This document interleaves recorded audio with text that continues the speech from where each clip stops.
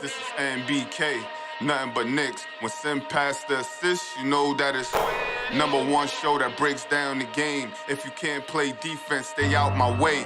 Dribble the ball, come down the lane. 5 seconds on the shot clock, who gon' win us the game? You wanna hear Nick updates and trade rumors? Postgame reviews, this the place you tune in. So tell a friend just to keep the ball moving. Like the page if you feeling the movement. Every game we coming to win. Give us a sub like a player that came off the bench. This is NBK, nothing but Knicks.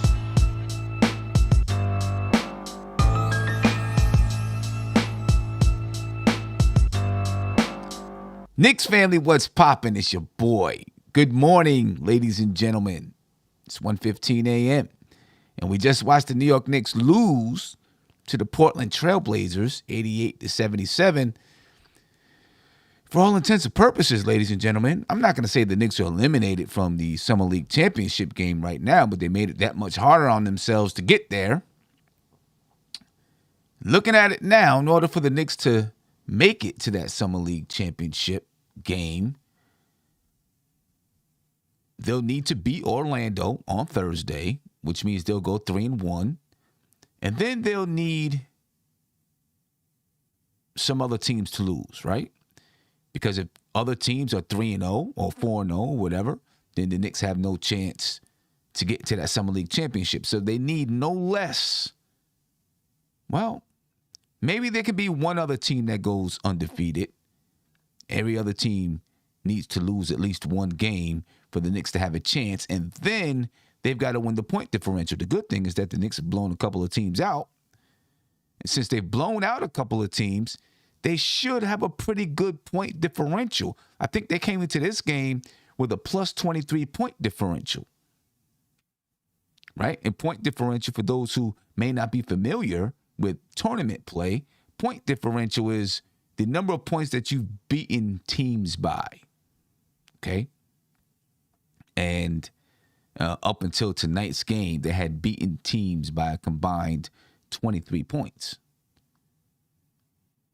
Pretty good point differential. I think it was the best in Summer League. So now that the Knicks have lost by 11 to the Portland Trailblazers, they have a plus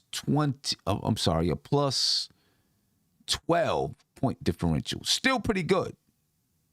That's still pretty good. All right, so we'll see what happens there, ladies and gentlemen. I say this. The Knicks came out tough, right? They came out like they wanted to, they had a mission to win this Summer League Championship, and they were playing the kind of defense that we saw them play in the previous games. Tough defense. They got up 13-0 or whatever on the Portland Trailblazers. Then the Blazers, they started to get their footing. They started to get a little bit confident. They started to figure out and understand how to play against this tough, physical Knicks defense. And once they began to get that confidence rolling, you know, it's hard to stop a team once they get confident, the way the Portland Trailblazers got confident. Not to mention, in the second quarter, the Knicks had a bad luck charm on the floor with Richard Jefferson. Bad luck charm out there on the floor, man. I mean, no lies told. As soon as Richard Jefferson came in, he made the one call, looked like it was going to go towards the Knicks. He reversed it. And then from there, the Portland Trailblazers started to come back. He didn't make bad calls against the Knicks. He's just a bad luck charm. Just a bad luck charm. Anyway, I was really hoping that the Knicks came back in this game, though. Not really just for the win. Not really just for the win, but because I wanted to see the Knicks players respond. I wanted to see how the young guys, how Quentin Grimes, Miles McBride, Jericho Sims, how they would respond to a little bit of pressure. Because they hadn't seen that throughout Summer League. I'm lukewarm on the way that they responded. They tried to come back, but I felt like once Portland really, really got going in that second half, I don't want to say that they wilted under the pressure, but I didn't feel like they responded well. And it's not just because they lost the basketball game. You know, felt like they started to turn the ball over a little bit more. They started to feel the pressure a little bit and force things to happen. Miles McBride, I thought, took a few bad shots, dribbled the air out the ball and took bad shots. And that's what happens when the pressure picks up. Now, when the pressure picks up, now you got to figure out how to make decisions under pressure. That's when basketball players really come to light. You know what I mean? That's when they come to light. When you can make the right decision under pressure is when you know you're a basketball player. But let's take a look at the stat sheet for tonight, ladies and gentlemen. Again, Quentin Grimes led the New York Knicks with 24 points. He's had 24 points in all 3 of his summer league games. So he's averaging a clean 24 points on the summer league season. That's a little bit weird for, I don't want to say it's weird, but, that normally doesn't happen, right? Guys normally score, 26 or 22 or 25 or something like that. He scored a clean 24 points in each one of his games. Quentin Grimes led the Knicks tonight, ladies and gentlemen, once again. 24 points, 4 rebounds, 3 assists for Quentin Grimes. He shot 52.9% from the field, 30% from the three-point line. Miles McBride led the Knicks. He was second in scoring on the Knicks, 16 points, 4 assists, shot 40% from the field and 25% from the three-point line. And then Farron Hunt, he had 12 points, 4 rebounds. He was 50% from the field and 50% from the three-point line. Jericho Sims, once again with double-digit rebounds, only 6 points on tonight's game or last night's game. He also had 4 assists, did Jericho Sims. And you know what? He had a couple of moves that I was impressed with. He pulled a fadeaway jump shot. I talked about that the other day, that, he had a chance to pull a fadeaway jump shot, and he declined to do so. He pulled a fadeaway jump shot. He didn't make it, but it looked okay. He had the one move that he went down the lane, put the ball on the floor, went down the lane, and had a nasty dunk, but he double dribbled, so it didn't count. But Jericho Sims continues to show some things that he can do out there on the floor as far as putting the ball on the floor. I was glad that he pulled that jump shot. I want to see him do it a little bit more. Didn't look bad. Want to see him do it a little bit more. All in all, ladies and gentlemen, it was actually a good experience for the young New York Knicks. Good experience. But let me finish going down this box score, and then we'll, get into some other things. Trevor Keels, 8 points, 5 rebounds. Still haven't seen him. I thought for a little bit he was going to get comfortable in this game. He didn't get comfortable the way that I thought he would. But for a second, I thought he was about to get comfortable out there. For a second, I did. 8 points for Trevor Keels. But I do think he's going to come around, ladies and gentlemen. Again, as I said a couple of times throughout, I said at least once today on the Queen's Court, and I said it yesterday, although Daquan Jeffries has outplayed Trevor Keels, I would keep Trevor Keels over Daquan Jeffries because of the age difference. And the way that the Knicks are promoting the young man on Twitter, social media, stuff like that, they have every intentions on keeping Trevor Keels around. He's 18 years old. He's a young guy. So I don't think should be any thought about letting the guy go. Nobody else really did anything for the New York Knicks. John Montero had 4 points. He's still, he's got a good feel for the game. He understands the basketball game. I just don't think he has the strength right now. Doesn't have the strength. Micah Potter, he didn't play much tonight. 10 minutes, 38 seconds. Quentin Rose played 3 minutes. But the Knicks, ladies and gentlemen, struggled under the pressure of the Portland Trailblazers. And as the game continued to get hot and heavy, the Blazers gained confidence and the Knicks seemed to lose confidence in themselves as a basketball team. On tonight, the Portland Trailblazers were led by Trendon Watford. He had 18 points and 6 rebounds. Jabari Walker had 16 points and 13 rebounds for the Portland Trailblazers. Craig Randall II had 12 points for the Portland Trailblazers. Brandon Williams had 10 points, 4 assists, and 4 rebounds. Keon Johnson had 11 points, 4 assists, and 4 rebounds for the Portland Trailblazers. So now, ladies and gentlemen, the question is, how do the New York Knicks respond? And I'm going to get to that. I want to see what you guys say in the chat. Before we get there, I do want to take a look at just some of the numbers behind the basketball game, what led to this New York Knicks loss. I think they had more turnovers tonight than they've had throughout the entire summer league. Right? They've been doing a good job taking care of the basketball. Tonight isn't one of them. 18 turnovers for the New York Knicks tonight. 18 of them. Right? And you see Tom Thibodeau was sitting courtside. I'm sure he wasn't too happy about that. I'm sorry. No, that's 18 turnovers for the Portland Trailblazers. Excuse me. Only 12 turnovers for the Knicks, actually. But I feel like they started to turn the ball over a little bit more in that second half. Especially when the games got, when we were a little bit tighter into the half. But anyway, the New York Knicks, 12 turnovers on tonight. They only shot 38% from the field, 26.8% from three. I guess that tells the story right there. That tells the story. The shooting, couldn't make shots. They shot 50% from the free throw line. They got out-rebounded 49-30. Only 14 assists for the Knicks tonight.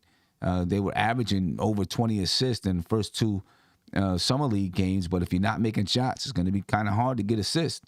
And they did resort to a little bit more one-on-one basketball when the game got tight. There was a little bit more pressure on them. 40 points in the paint for the Portland Trailblazers, 34 for the Knicks. 4 second chance points for the Knicks, 10 for the Blazers. 11 fast break points for the Knicks, 9 for the Portland Trailblazers. The Knicks still had 10 steals on the night. And they came into the game as a team that was giving up, or not giving up, but pressuring teams and creating turnovers. But most of the turnovers that the Knicks created in this game came in the first half. Probably in the first quarter. So I'm looking at the stats right now. The Knicks they created 7 turnovers in the first quarter alone. They had 5 steals. But then that began to turn. In the second quarter, the Knicks only had 1 steal, and the Trailblazers only had 1 turnover. Right? Starts to tell you the story of the game right there. In the third quarter, the New York Knicks, only 2 steals. The Knicks had 4 turnovers in the third quarter. The Portland Trailblazers, they still had 5 turnovers. Then in the fourth quarter, ladies and gentlemen, the Knicks had another 4 turnovers. 8 turnovers in the second half for the New York Knicks. They had 12 on the game, 8 of them in the second half. When the Portland Trailblazers started to bring on pressure. You know what I mean? Amid Belford, thank you for the super chat. Let me get that up here on the big screen. He said, personally, I think back-to-back played a big role. The shots looked a little bit flat and a little slow on the first step. Yeah, it could be. It could be. But, that's the NBA for you, ladies and gentlemen. That's the NBA, that summer league, and, all over the globe. You have high school players, playing AAU basketball who are playing, 2 or 3 games in a day. So I'm not going to feel bad for the Knicks because they had to play, a back-to-back game in summer league. And even though it was late at night, I'm not going to feel bad for them. Shout out to Glamour Knicks. Thank you for the super chat. I appreciate you. You know what I mean? That's the life in the NBA. You got to figure out how to do it. You got to figure out how to win when you play back-to-backs. Maybe they were a little bit tired. They're playing a late game. They played last night, but it is what it is. You got to be able to deal with it. And they started off strong. I think that I don't want to say that they let up, But I think Portland Trailblazers, they got some confidence and they started to learn how to withstand the Knicks' pressure. And then after that, the Knicks didn't have an answer. The Knicks didn't understand how to respond. It's almost like somebody standing up to the bully. Now the bully's like, oh, snap. Okay. They stood up to me. I didn't expect that. But now how do the Knicks respond? The young players. And I know this is Summer League. And I seen somebody in the chat before I even jumped in say, man, I'm livid. And I seen someone say on Twitter, why am I getting upset at Summer League like this is a regular season game? Listen, I was feeling the same way. I was like, come on, man, what are y'all doing? Because I wanted to win the championship. I don't care. I wanted to win it. Still got a chance, but I wanted to win it. But now the Knicks got to respond. And this is good for Miles McBride. This is good for Jericho Sims, good for Quentin Grimes, to see how they respond to taking a loss. They got a day off, 2 days off, actually. Now, they don't play again until Thursday, so they can regroup. If they do have tired legs because they played 3 games in 4 days or whatever, they'll get a chance to regroup a little bit. Some other teams that play, they'll kind of know where they are. They know that they got to beat Orlando no matter what, but they'll know exactly where they are in the standings. And then I want to see them come out and try to take out Orlando the way that they should. Well, I don't want to say the way that they should. This is not the regular season. All right, Orlando might have superior talent in the Summer League. But I want to see them come out and try to take Orlando out. I want to see the mindset of Quentin Grimes. I was looking for the mindset of Quentin Grimes tonight. I wanted to see if Quentin Grimes can take over the game. If Quentin Grimes could put it on his back and say, I got it, let me go get some buckets. That's something that I was looking for. I don't know that I saw it. I don't know if he really had that chance because the game started to get kind of up and down and going all over the place, and the Knicks turning the basketball over. I felt like Miles McBride tried to do it a few times. But, and Miles isn't a shot creator like that. He can get a shot off every once in a while, but I feel like, a lot of times you see him trying to shoot way over top of people. So I wanted to see Quentin Grimes do it. Take over the game a little bit. That's part of the growth, part of the development of a player like Quentin Grimes. You know what I mean? So we'll see what their mindset is coming back into the next game. I want to see. I want to see that.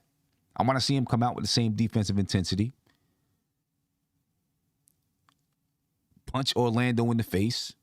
And then when Orlando punches back, I want to see him block and then punch back again.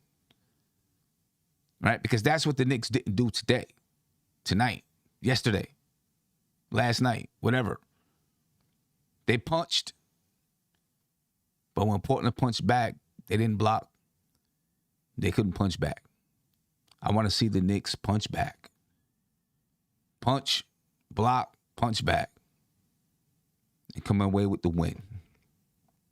All right, Punch Nice said Grimes got ran off the three-point line. Listen, after you've played 2 games, teams got a chance to scout you a little bit and understand what it is that you might do out there. So it's Summer League, but they're still treating this, they're coaching because these are young coaches who are trying to improve themselves. These are young players who are trying to improve themselves. Right? So they're still looking at videotape. Right? They're still breaking down the opposing team, trying to strategize against the opposing team. So they knew what to expect with the Knicks when they came out. They knew the Knicks were going to, they knew the Knicks were going to come out with intense defense. And they probably talked about it. And it might have been a surprise to them when they first came out. But then they said, okay, we knew this was going to happen. Now let's handle it. And they handled it. So now we got to see how the Knicks respond to it. I would really like to see, I know it's not going to happen, and it's not the Knicks game, I guess. But I'd like to see them post up Jericho Sims and see if he can just bull his way down low and score. I think that he can. I mean, how many people in Summer League are as strong as Jericho Sims? Not many. Put him on the block, give him the ball, see if he can go inside and get a bucket or two. And I'm not saying do it every single time down the floor. Not every time down the floor, just every once in a while. I also don't see, and I know people don't want to see isolation basketball. You want to see the ball move, this, that, and the third. But every once in a while, I'd like to see Quentin Grimes get the ball on the wing and everybody clear out to one side. And see him create one-on-one. See what he has there. You know what I mean? And if he can't get all the way to the basket on that move, you know, can he step to the side? Can he sidestep? Can he backstep and pull up? Right? Can he face up, throw a couple of jab steps, and then maybe sidestep and pull up or something? You know, so I would like to see that type of action from Quentin Grimes, from Jericho Sims. Miles McBride, I think I've seen enough of him trying to go one-on-one and score. You know, it's not something that I'm looking forward to with him. He had one move tonight where he went to the basket hard and he scored. That's what I want. And the announcer said it. The announcer was like, that's what we need. That's what, well, not we, but that's what I want to see from Miles McBride. And I was thinking the exact same thing. It's exactly what I want to see from Miles McBride. I want to see him, bam, explode to the basket. Put the Jets on every once in a while. I don't care if you got crazy fancy dribbles or not. I don't care about that at all. I just want to see him, bam, go hard to the basket. Put the defense in shock. When you put the defense in shock that way, that's what allows him to be able to kick it out to shooters. Anyone who's able to penetrate to the basket like that, put the defense in shock. You know? Overall, if the Knicks come out and win and beat Orlando, I think, you know, they'll show that they've had a good summer league, and you're going to see good growth and development from the young players. The announcers all over the place it seems like they're calling and they want Quentin Grimes to start over Evan Fournier. The announcers, every single game, they're talking about Grimes putting pressure on Evan Fournier, or, you know, him taking Evan Fournier's spot, this, that, and the third. That's a good thing for Quentin Grimes, that people are recognizing and noticing what he's been able to do. I still think he needs that seasoning, like I said, on the Queen's Court, right? But it's good for Quentin Grimes because it means that people recognize that he is going to be he's going to be the starter one of these days. Whenever that is, he's going to be the starting shooting guard on the team. You know, it could be this season. It could be next season. But people are calling for it. Right? And I like Quentin Grimes' mentality and his approach to Summer League, and I think it's going to help him with his approach towards the regular season. Now, when the Summer League is over, his trainer is going to come on the show and talk to us about what we've seen from Quentin Grimes and what he sees from Quentin Grimes and what else they want to work on for the remainder of the summer. Because once Summer League is over, we still have 2 months, ladies and gentlemen, until the season begins. 2 months. It's going to be a lot of time for Knicks Twitter to go crazy. I'm not going to be there for that, but it's going to be a lot of time for Knicks Twitter to go crazy. So, you know, this is good, though, for Quentin Grimes, for Jericho Sims, for Miles McBride, even Trevor Keels. Right? They're going to get a chance. You see what you have. You see what you've been working on from the end of the season until now. You try to you try to execute it. And then you go on with the rest of your summer. You say, okay, I figured this out a little bit. Let me continue to work on these things. And then I want to see scrimmaging. I want to see the guys scrimmage with NBA level players. It's great for them to work out, work on their basketball skill, you know, in the gym by themselves or with 2 or 3 other players, but they got to get out there and ball. You know what I mean? So I want to see them play with NBA level players, especially Mitchell Robinson. And I know Mitchell Robinson's not in the summer league, but especially Mitch. We talked about it earlier. Mitchell Robinson, he's always, there's always videos of him at the YMCA or something, playing with his friends and shooting threes and dribbling and things like that. But you never see him scrimmaging with NBA talent. I want to see him scrimmage with NBA talent. And I know he was hurt last season, so he didn't really get a chance to get out there and maybe that injury set him back a little bit with his development. But he's not hurt this season. I want to see him get out there and work with some NBA talent. Quentin Grimes, too. I know he's going to be in Houston probably, doing some work. But I'd like to see him be in New York, do some work with Black Ops. R.J. Barrett's with Team Canada. Emmanuel Quickly and Obi's going to be with Black Ops doing some work. So that's a good thing. But I want to see Quentin Grimes. I want to see even Jericho Sims, Mitchell Robinson, putting that work in with NBA-level talent, ladies and gentlemen. Let me get to a caller. All right, caller, you're live. Tell me your name and where you're from, please. Hey, Sim, what's up? My name's Jay. I'm from New York. What's going on, Jay? How you feeling? I'm feeling good, man. I was really excited, watching the Knicks play the last two games. So I was hyped for this game, I actually got my brother into it because I was telling him how well they were playing, that they blew out the Bulls by 30. And I couldn't stop, talking about how good Grimes and this kid Hunt was, and Sims has been putting up double-doubles. And I've been high on this on this summer league team, and I've been thinking, that we got a lot of good talent on this team. 7 steals from that kid Hunt in that one game. So, but the question I wanted to ask you that I don't seem to understand how it works. I figured maybe you'd have an answer for me with this.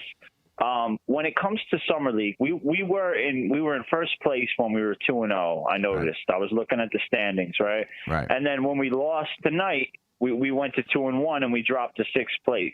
How does that work? How do you get into the championship of the summer league, and how do you end up winning? And that was my question I wanted to ask you, brother. And thank you for taking my call, man. Yeah, no problem. The New York Knicks are now in 6th place at 2-1.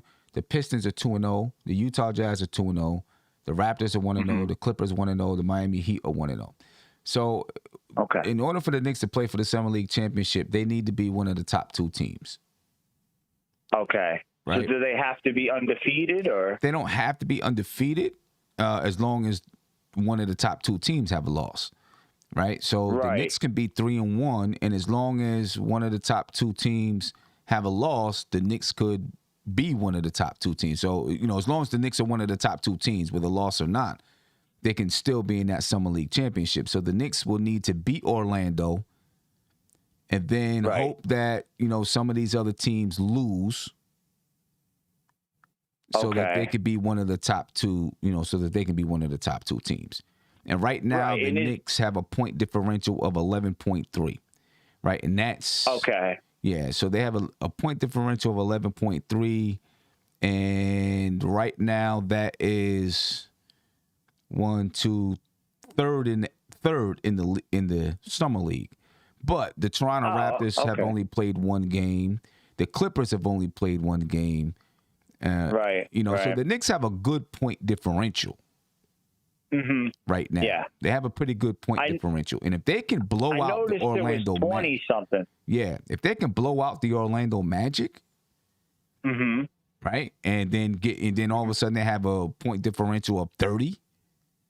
They might be and even if they're 3-1, if there's other teams that are 3-1, right. It goes down to the point differential. It goes down to the point differential. But they need Portland to lose. Right. The reason why is because if Portland and New York are both 3-1, then Portland is going to they're going to be above the Knicks because they beat the Knicks head to head.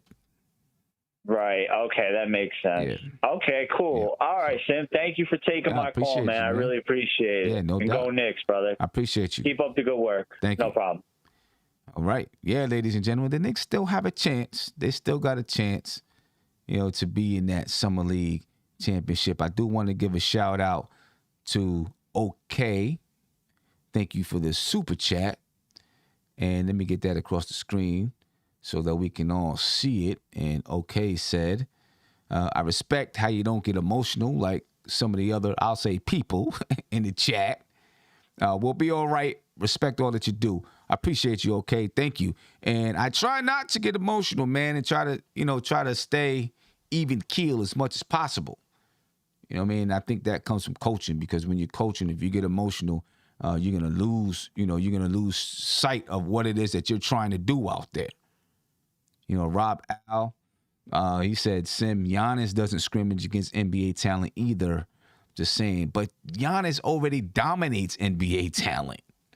You know what I mean? So I think he understands what he can do against NBA talent. Guys like Mitchell Robinson, Jericho Sims, RJ Barrett, and these guys, they're still trying to figure out everything that they can do against NBA talent. So I think they need to scrimmage against NBA talent. Giannis dominates already.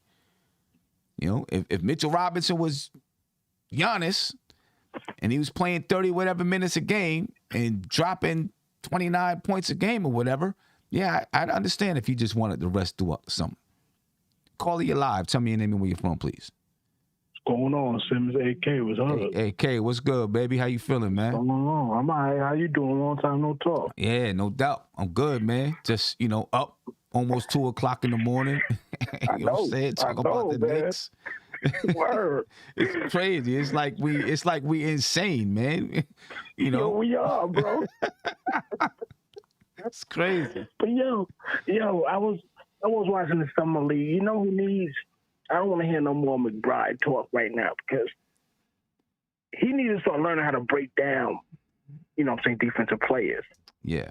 I mean, I was watching it. I watched it, the last 2 games. He got to show me a little bit more. He got to work with somebody like you were saying. So they all need to go out and work with an NBA vet or something. With someone like who? With an NBA vet. Oh, with an NBA vet, right. Yeah, go talk to these NBA vets. Go talk to go talk to Billups. Go talk to one of these guys and get your mind right. That's what I'm thinking. But I heard Quentin Grimes, he's messing with Penny, I think, after the show, after this. Yeah. He was working with him before this as well. Oh, that's cool. You know what I'm saying? So I'm down down south. So I'm here. You know what I mean? I'm here Quentin Grimes and Penny. So, they're all out here in Orlando talking. Yeah. That's a good thing. That's a good thing. That's a good thing. When his trainer was on, he mentioned that he was working with Penny, and we seen some video of him working with Penny. That's good, man. You need to work with guys like that, especially, what Quentin Grimes' trainer said when he was on the show was that people underestimate his playmaking. And, exactly. Penny Hardaway was a playmaker to the fullest. Yep. Right? To the fullest. So, hopefully he can help Quentin Grimes bring that playmaking out of him, because if he's going to be the starter, and eventually he will, he's playing with Randall, he's playing with RJ, you know what I'm saying? He's going to have to do some playmaking out there. Even in the second. I don't know if it's going to be this year, but eventually, I think it's probably going to start, at least begin the season with Fournier, I think. Yes. You know what I mean? Right. And then, because I still think he needs, last year his minutes were inconsistent, right? He started off not playing, then he played some minutes. Sometimes he was in and out of the lineup. Then he got hurt. You know what I mean? Got hurt. Give him a good full season under his belt where he's getting consistent rotation minutes, and then let him elevate into that starting lineup. Just get that seasoning in. Yep. Yeah. That's what he needs. Yep. Just get that seasoning in. But even in that second unit, I think, he's going to have to do some playmaking every once in a while too, because Quickly's not a natural. He's a playmaker. Like, but he's not a playmaker like for other people like that. No, you know what I mean? No. I understand that. Yep. Yeah. So you think they're gonna get rid of Cam? I don't know if they're gonna get. I don't know, man. I don't listen to that talk. I don't listen. I listen to you. You know what I mean? So yeah, I don't know, man. I actually don't. I think he's gonna be on the squad, and Derrick Rose. One of the two between Cam and Derrick Rose is going to be situational. be Derrick Rose. So I think Derrick Rose would take a backseat. I think he would take a backseat. Like I said earlier on Steph's show earlier, man, like, not saying that Derrick Rose ain't working out, but Derrick Rose is enjoying life right now. You know what I'm saying? Like, he's see him everywhere. Yeah, you know what I mean? He's out, he's fishing, he's over in Brazil, you know, with Joakim Noah and Luau Deng and all them at Joakim Noah's wedding. Like, you know what I'm saying? So I think, I think Rose is like in a good place in his life, and he's like, yo, whatever you need me to do, I'll do it. Exactly. You know what I mean? And that's the perfect situation. Yeah. And then, you know, though, when he comes in, he can hoop. And he can ball. You know what I'm saying? So still can ball. Yeah, still can ball. And so I think it might be that kind of situation for Derrick Rose. I know a lot of people are saying that he's gone. Derrick Rose is gone. He won't be on the team and this and that. I don't agree with it. I think he's going to be on the team. Yep. Yeah. They got rid of Taj. He's saying, yeah. Yep. I think he's. One more question before I bounce. Yeah. Yo, I'm in love with Melo. What you think? Melo coming? Melo, bro. Yeah. Listen, you know, I'm a huge. You know, I want Melo to be on the team. I do. Me too. I want Melo to be on the team. It's just if Melo's on the team, what happens at that 4 spot? Is Obi gonna play over Melo? Is Melo gonna take a back seat to Obi? I don't think he will. No, I don't think he will either. You think Melo go to 3?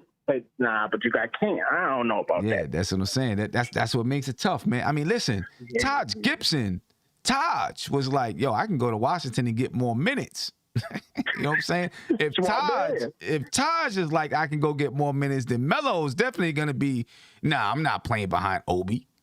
No. You know what I'm saying? You're right. No. Yeah, you know, it's just so it's a tough situation because I do want Melo to be back, but I understand. Me too, like, but you know, if he comes in, he's gonna play over Obi, probably. Yeah, I want that though. You know, so it's it is what it is. Word. Yeah. But hey, so good catching up with you, guys. Yeah, no doubt, man. I appreciate it. Peace, King. Peace, bro. See you up there, Dolo. Love. Hey, no doubt. We gotta do it, man. We gotta do it for the culture, man. We gotta keep it right. For real, brother. Keep it right. Peace. I appreciate you, bro. Peace. No doubt. Yeah, man. Derrick Rose, ladies and gentlemen. I don't think Derrick Rose is going anywhere. And I know he makes $14 million, and people are like, yo, that's too much to have him to be situational. But that $14 million is a sunk cost. It don't matter what you do. Somebody is paying Derrick Rose that $14 million. So it don't really matter. That's a sunk cost. It's gone. It's done. So whatever you got to do to make your team work is what you do. You know, so if you got to pay Derrick Rose $14 million to be situational, then you pay him $14 million to be situational. It is what it is. You know what I mean? I don't think he's going anywhere, though, because obviously the relationship with Tom Thibodeau, you know, he knows Tom Thibodeau's system inside and out. You got to have that veteran wisdom. Somebody got to have it. Right now, Derrick Rose is the oldest player on the team. Next to him is Evan Fournier at 29.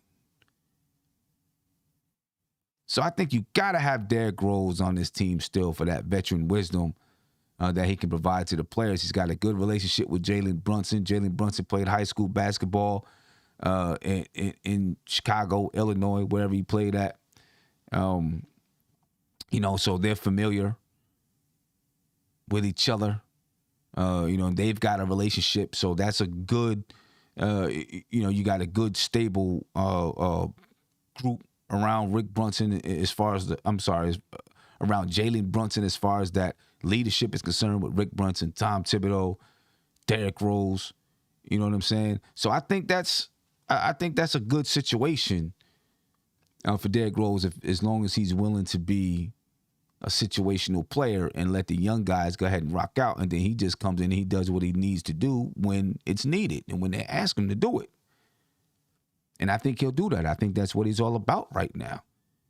You know what I mean? And if that happens, then, you know, you can see all of a sudden, guys like Quickly and Quentin Grimes and Cam Reddish, they're not looking over their shoulder because they know that Derrick Rose is there to support them and help them. You know what I'm saying? And now if they mess up and he has to be out there on the floor, then they understand, yeah, Derrick Rose is going to be out there.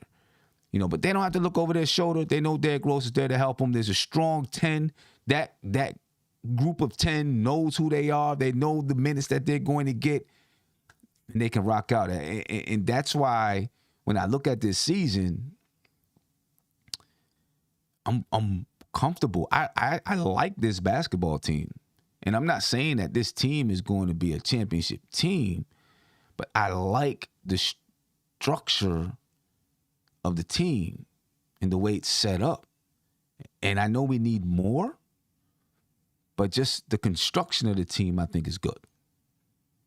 You know what I mean? I think it's good. And I think you have clear-cut lineups to put out there on the floor.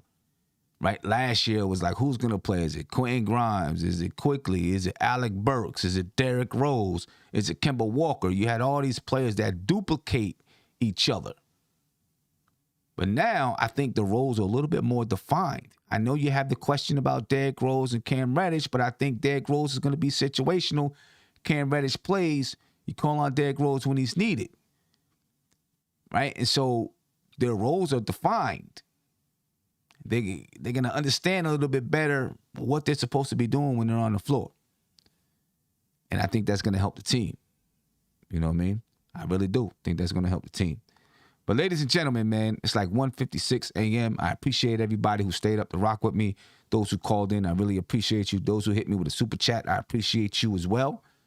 I am going to head up out of here. And let me see, tomorrow, I got a busy day tomorrow. I don't know, I might be able to get on tomorrow. I'll definitely be on Dope Soul with Steph later on in the evening. I'll see if I can jump on sometime tomorrow. Of course, if anything happens, I'm going to jump on. And then, we got a couple of days until the next game. All right, but I'm going to be up out of here. You guys go get some rest. For those who are working overnight, please be careful, be safe. We appreciate you guys for putting in that work. And I'm up out of here, ladies and gentlemen. And I'm just going to say, too, before I get out of here, Knicks Twitter, calm down, relax. I don't know what's going on with Knicks Twitter, but chill. Be peaceful, man. I'm out of here. This is NBK, nothing but Knicks. When Sim passed the assist, you know that it's #1 show that breaks down the game. If you can't play defense, stay out my way. Dribble the ball, come down the lane. 5 seconds on the shot clock, who gon' win us the game? You wanna hear Nick updates and trade rumors? Postgame reviews, this the place you tune in. So tell a friend just to keep the ball moving. Like the page if you feeling the movement. Every game we coming to win. Give us a sub like a player that came off the bench. This is NBK, nothing but Knicks.